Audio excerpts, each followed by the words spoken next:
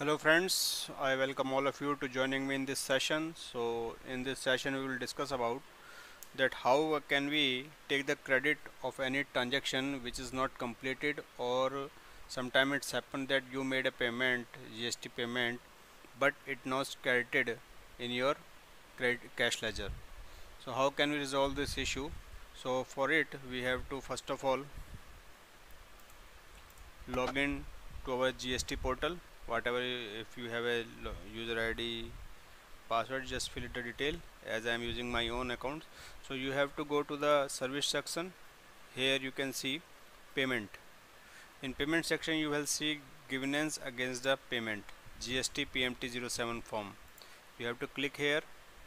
Then it will ask some questions from you, that first of all what type of governance is related. So our problem is amount debited from bank account but cash not ledger is not updated. Okay, so we have to select it.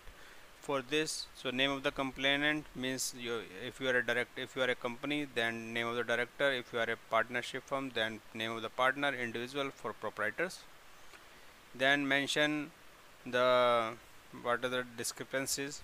Okay, so you must have it is not mandatory, but you should have the receipts which is generated to the bank account, means transaction ID, nature of payment, amount of payment, name of the bank. So this information is available in our bank account receipts if we have taken the snapshot of it. Okay, then you have a CPIN number. So what is this CPIN number? So whenever you are going to pay any GST, so first of all we have to create a challan. When we make create a challan, so it generate one CPIN number like this. So this is the one of the format of the challan. So here you can see CPIN number. So you have to give the reference of this here. After that, you have, if you are a proprietor, so you may submit this with EVC, which will electronic verification code come into your mobile registered mobile number. If you are a partnership firm, so you may also submit it through the DSC of the partner or through EVC. But in case of LLP, in case of company, you must have a digital signature of your director or a authorized signatory person who registered on GST portals.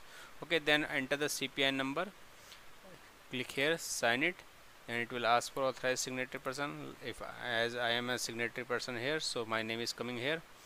And after that, click on submit.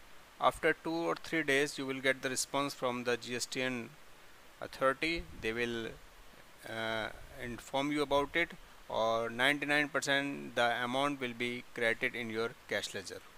Okay, so this is the very simple procedure. We will meet again with a more interesting video. Till then, thank you so much. Bye.